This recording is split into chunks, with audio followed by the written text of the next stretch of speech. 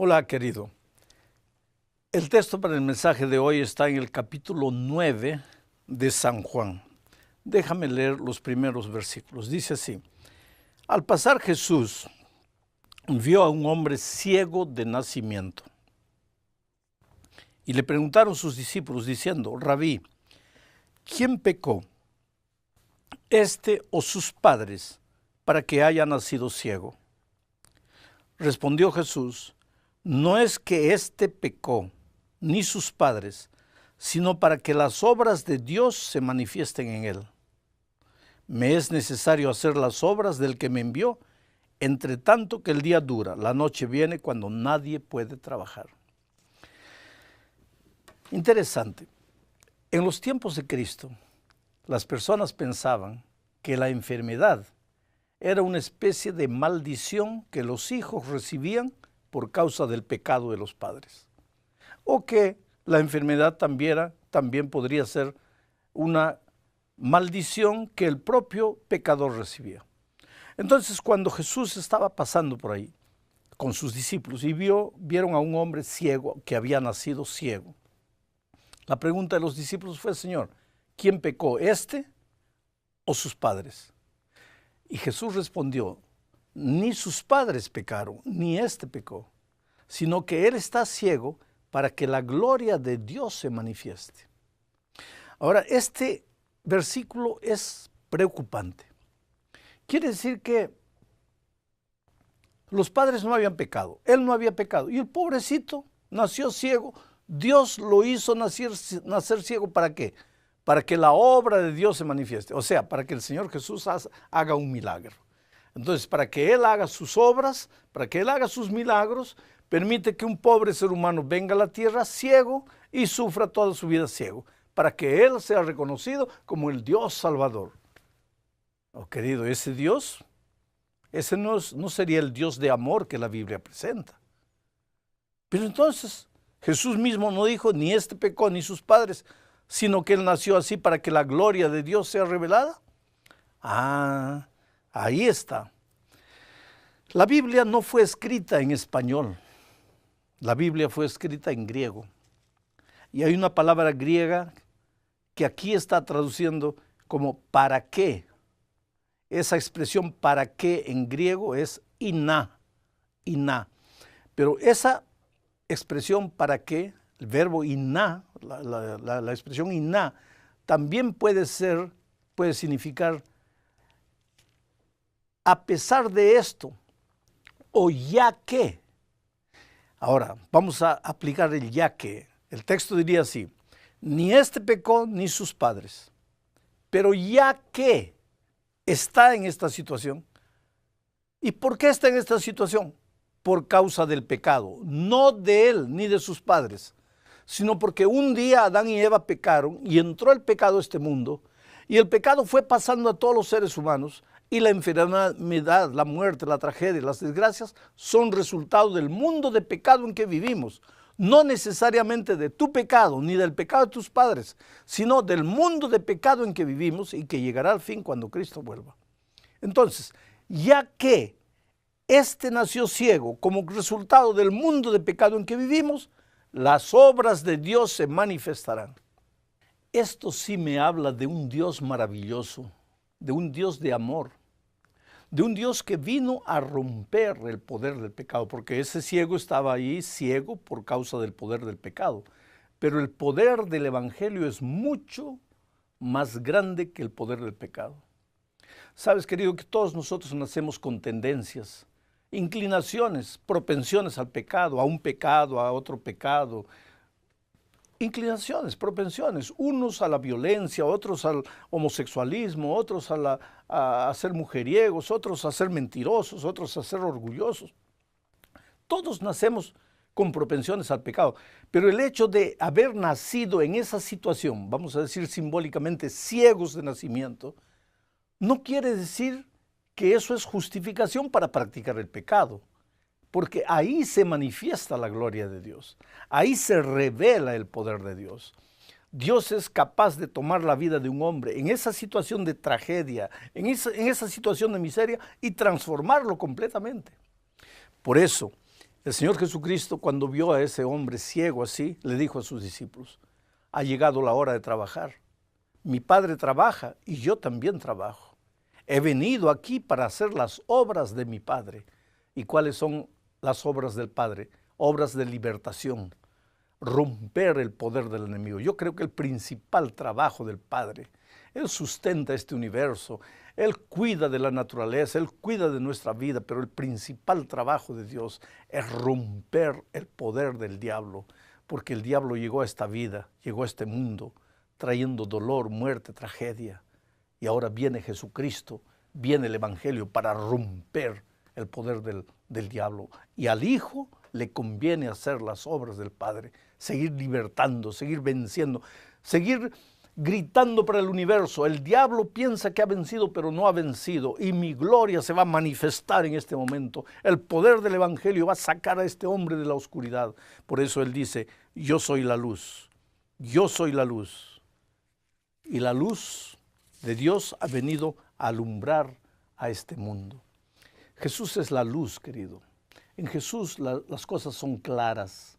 En Jesús no hay penumbra. En Jesús no hay medias verdades ni medias mentiras. David dice, lámpara es a mis pies tu palabra y lumbrera mi camino. Si tú quieres vivir en la luz, tienes que vivir en Jesús. Jesús dijo, santifícalos en tu verdad. Tu palabra es la verdad. Si quieres vivir en la luz, tienes que tener una Biblia. No puedes tener miedo de leer la Biblia. Y si quieres andar en la luz, tienes que conocer la palabra de Dios, lo que el Señor enseña aquí, y seguir los consejos divinos. Sabes que no es fácil seguir los consejos divinos, porque nuestra naturaleza, pues hemos nacido en pecado, hemos nacido ciegos. Nuestra naturaleza es la naturaleza de un caballito chúcaro, de un caballito que quiere correr por el mundo y hacer lo que le da la gana y someter nuestra voluntad al amor divino, al control divino. No es fácil. Queremos siempre hacer lo que queremos. Un ejemplo, mira, tú encuentras en la palabra de Dios, está escrito la palabra verde, está verde. ¿Qué simple sería? Pues está verde, es verde. Pero entonces viene la persona, está verde, sí, pero podría ser azul, podría ser domingo, podría ser rojo, si está verde, está verde. Encuentras la palabra sábado, el día santo del Señor sábado. Está sábado, ¿qué vas a discutir? No, pero que Cristo murió, que Cristo resucitó, está sábado, querido. En el Antiguo Testamento, en el Nuevo Testamento está sábado. Jesús cumplió el sábado, guardó el sábado. ¿Qué vas a discutir? No, pero es que es domingo, que ahora, que otro. Ah, si nosotros dejásemos de discutir con Dios y obedeciésemos. Él es la luz. No tengas miedo de andar en la luz. No tengas miedo de obedecer lo que Dios tiene para ti. Sigue el plan que Dios tiene, porque Dios tiene un plan maravilloso para tu vida. Y ese plan no es que permanezcas ciego toda tu vida. El otro día, una joven me decía, pastor, ¿qué plan tiene para mí mi vida? Yo no conocía a mis padres. Fui criado por una pareja ahí, sin amor, sin cariño.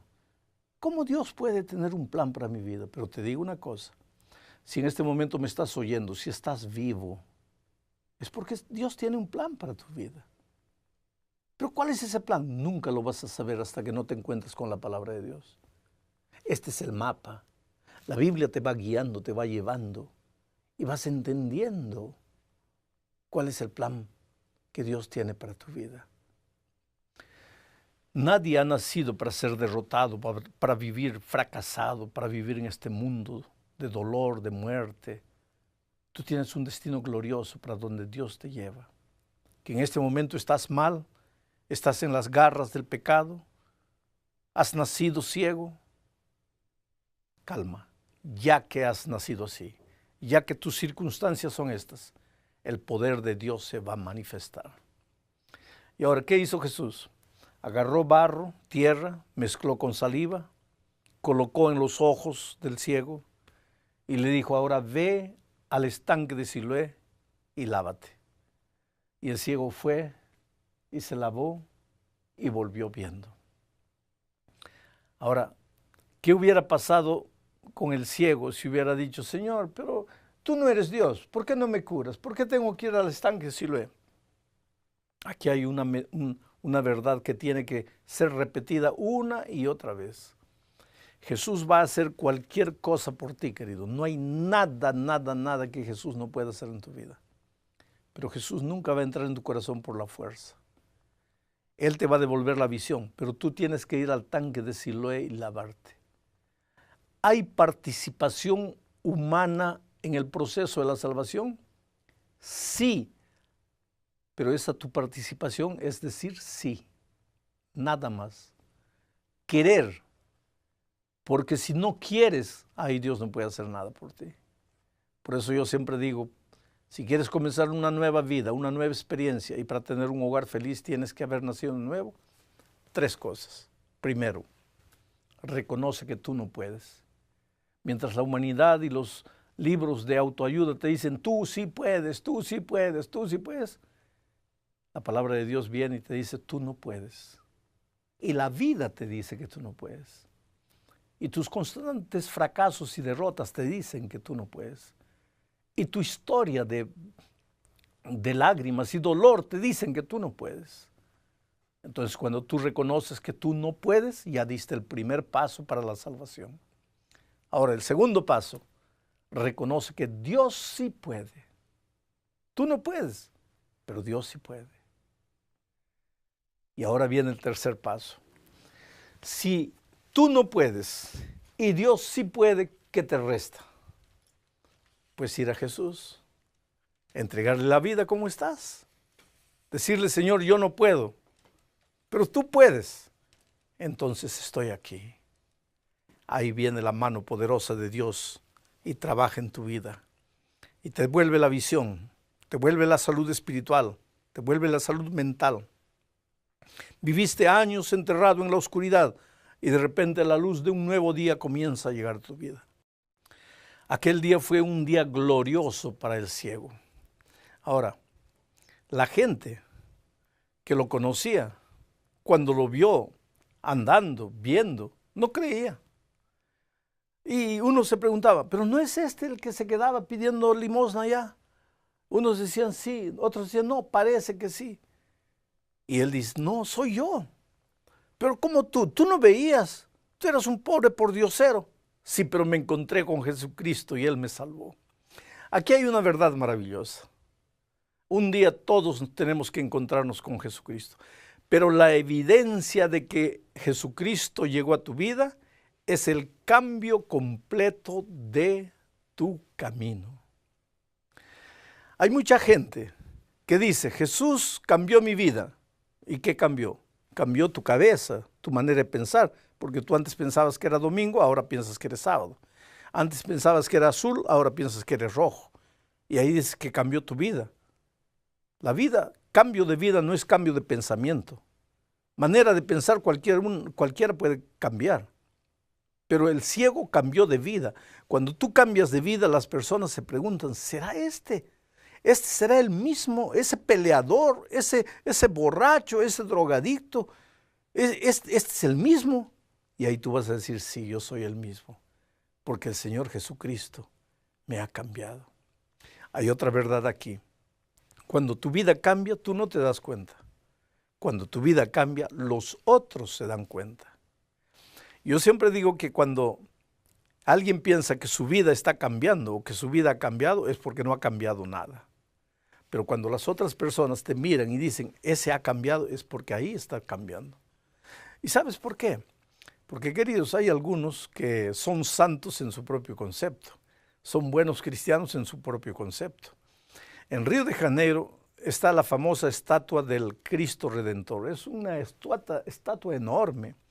Cuando tú estás abajo en Río y miras a la estatua te parece pequeñita y tú grandón. Pero si tú te vas acercando, vas subiendo, subiendo, y cuando llegas cerca a la estatua, ahí te das cuenta cómo tú eres una hormiguita y la estatua es gigantesca.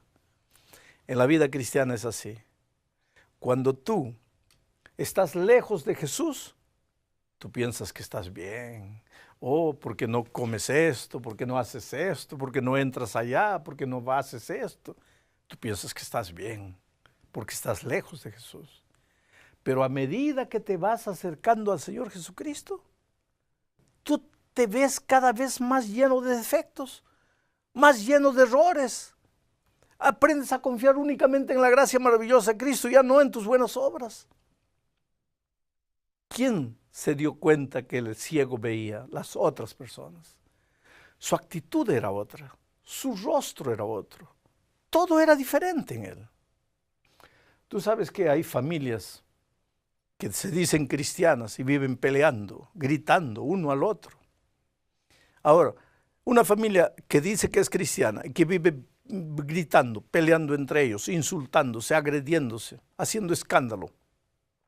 Al día siguiente, ¿cómo le va a hablar a la familia vecina del amor de Cristo? ¿De qué Cristo le va a hablar? Le va a hablar de la doctrina, le va a hablar del sábado, le va a hablar de la carne de puerco. ¿Qué mensaje tiene para hablar?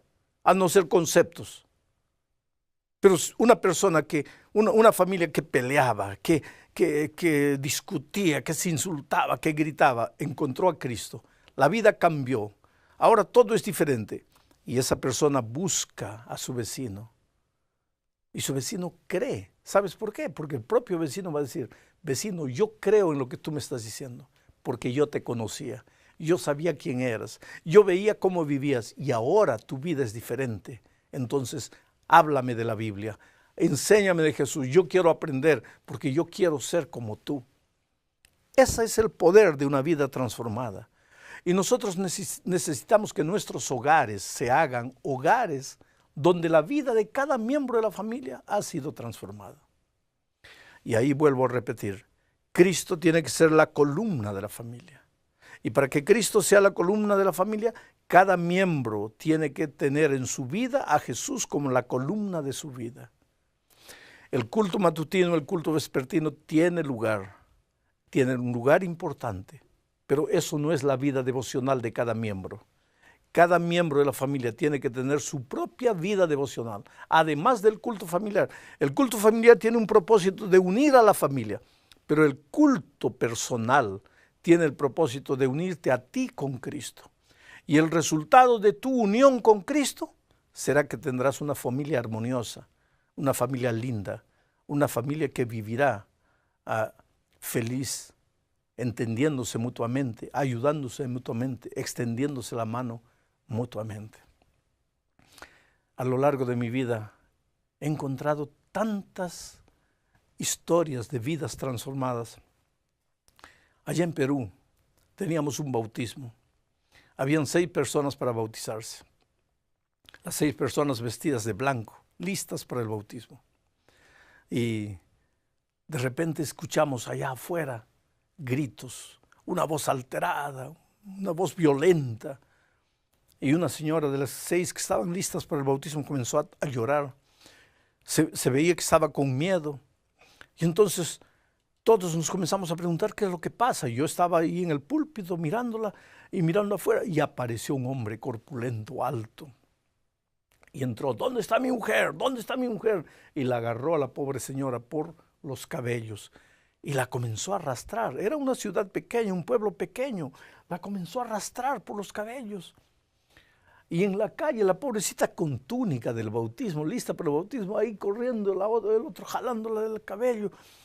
Y él decía, estoy haciendo eso porque ella está queriendo, me está desobedeciendo, se está bautizando en esa iglesia. Y la gente hasta le aplaudía. Mira la cultura de ese pueblo. Fue un sábado triste, triste para todos. Esa noche, al día siguiente yo me iba temprano, pero esa noche recibí un papelito escrito, era de esta señora. Y decía, pastor, no se vaya sin bautizarme. Mañana a las 6 de la mañana yo voy a ir a hacer la feria a la calle, pero antes de ir a la feria voy a la iglesia, espéreme en la iglesia con el pastor ahí. No se vaya sin bautizarme. Al día siguiente estábamos listos ahí a las 6 de la mañana, ella apareció. Le dijo a su esposo que iba a la feria a hacer compras, pero apareció para nosotros. Entonces la bautizamos. Tuvimos que amarrar el cabello con plástico para que no se moje el cabello, para que el esposo no note nada. Y yo la bauticé. Ella salió del agua, me abrazó y me dice, pastor, ahora sí váyase. Ahora voy a enfrentar la vida que viene. No sé cómo, pero pídale a Dios que me dé fuerzas para ser firme al Señor Jesús hasta el fin. 5 años después, 6 años después, yo volví. y encuentro a esa señora bautizada, feliz en la iglesia. Pero durante la predicación había un diácono alto que me miraba. Y cuando terminó el culto, me dice, pastor, ¿usted se acuerda de mí? Le digo, no. Y me dice, pastor, la última vez que usted estuvo aquí, yo entré haciendo un escándalo. Agarré a mi esposa por los cabellos y me la llevé. ¿Se acuerda de mí? Yo lo miro y le digo, pero ¿y que tú estás en la iglesia? Sí, pastor, y soy diácono. ¿Y cómo te convertiste? Ahora vas a ver el poder de una vida transformada. Esa señora era una señora que discutía con el esposo gritaba, ella también gritaba, el esposo se portaba mal, ella no le preparaba la comida, en fin, aquella vida de pelea de familia, ¿no? Pero cuando ella se entregó a Jesús, la vida de ella comenzó a cambiar y después de su bautismo, ella era una santa mujer que vivía el evangelio. Y él comenzó a quedar preocupado porque pensaba así, ¿qué le pasa a mi mujer? Cuanto más le grito, cuanto más la golpeo, más humilde se pone, más calma, más dulce, más quieta. Y le contó a un amigo, y el amigo le dice, oh, cuidado, ella debe tener un amante, tienes que abrir los ojos, y ella para no darte motivo de desconfianza se porta bien. Y le metió el grillo a la cabeza. El otro comenzó a pensar. Entonces un día le dijo a la esposa, me voy a trabajar. Y se fue, pero volvió 1 hora después. Y dice, si me está engañando la voy a descubrir. Entra a la casa, despacito, y escucha voces en el cuarto. Y ahí él se le escarapela el cuerpo. ¡Ay! Me está engañando. ¿Con quién está hablando? Y va a la cocina y agarra un cuchillo y entra al cuarto. Y cuando está entrando al cuarto, ya va a entrar, escucha que ella está hablando, pero ella sola, no habla con nadie. Ella está orando. Y en su oración ella dice así, Señor, mi esposo es bueno. Parece malo, pero es un buen hombre. Oh Señor, yo sé que él un día te va a aceptar. Por favor, no te canses de trabajar en su corazón. Sigue trabajando, abre sus ojos para que un día entienda el evangelio. Por favor, Señor, él es bueno, no lo condenes. El pobre no aguantó. Cuando escuchó a la mujer orando así, entró al cuarto. Ella abrió los ojos y lo ve ahí frente con el cuchillo en la mano. Y ella se asusta pensando, este me va a matar. Y él se da cuenta que la esposa está asustada y echa el cuchillo a un lado. Y comienza a llorar y le dice, hija, yo no sabía que tú me amabas tanto, que tú quieres mi salvación. Y la abraza y le dice, ¿cuándo va a haber culto? Y ella le dice, hoy miércoles en la noche hay culto. Y él me dice, pastor, esa noche, miércoles, entré por primera vez a la iglesia y nunca más salí. Y ahora soy diácono en la iglesia. Ese es el poder del evangelio. Pero el poder de una vida transformada por causa de otra vida transformada. El problema, queridos, es que cuando a veces la esposa se convierte, en lugar de que su vida cambie, en lugar de que su manera de ser cambie, en lugar de que las cosas cambien en su vida, ¿qué es lo que sucede? Ella va, no, a partir de hoy no hay puerco, a partir de hoy va a ser así, a partir de hoy así, porque esto es pecado, porque lo otro es pecado, pero el otro no conoce a Dios. Entonces, ¿cómo va a aceptar si el otro no conoce a Dios, no conoce la Biblia, no conoce el Evangelio? Entonces, el hogar comienza a destruirse. ¿Tú quieres ganar a tu esposo, a tu esposa, a tu cónyuge que todavía no ha aceptado a Cristo? Pídele a Dios que cambie tu vida, no solamente tu doctrina, no solamente tu manera de pensar, que cambie tu vida, tu manera de ser. Porque te digo una cosa, y aquí termino con esta última historia. Una señora quería bautizarse y el esposo le dice, aquí quien manda soy yo, no te vas a bautizar. Ella le dice, mira, yo te obedezco en todo, pero me voy a bautizar. No te vas a bautizar, yo te estoy diciendo que no te vas a bautizar. Y ella fue y se bautizó. Y cuando volvió, el esposo ya había preparado las maletas de ella, estaban ahí. Y le dice, mira, ya ni necesitas entrar, agarra tus maletas y vete. Tú me desobedeciste, estás fuera de esta casa. Y ella no supo qué hacer, lo miró y el Espíritu siempre inspira, y el Espíritu la inspiró. Y ella le dijo, mira, antes íbamos a las fiestas, a los bailes, mientras tú bailabas con otra, yo bailaba con otro, me besaba con otro. Y tú hecho un tonto, aceptabas todo. Tú te emborrachabas, yo salía con otro. Sí, tú gritabas, yo gritaba. Tú hacías, yo hacía. Te pagaba con la misma moneda. Ahí estaba todo maravilloso para ti, ¿no es cierto? Ahora entregué mi vida a Cristo. Mi vida cambió. Ahora te respeto. Ahora soy una buena esposa. Hago todo lo que tú quieres. ¿Y tú me vas a botar por eso de la casa? No, Señor. Quien se arregla su maleta y sale de esta casa eres tú. Y él se quedó sorprendido porque nunca esperó esa actitud de la esposa, pero el Espíritu de Dios trabajó en su corazón. Realmente. Si la vida de mi esposa cambió, ¿por qué yo tengo que infernizarle la vida? Al contrario, yo tendría que agradecer a Dios porque la vida de ella cambió. Querido, cuando las otras personas se dan cuenta que tu vida ha cambiado, tu vida será el mayor testimonio en favor del Evangelio. Que Dios te bendiga ricamente.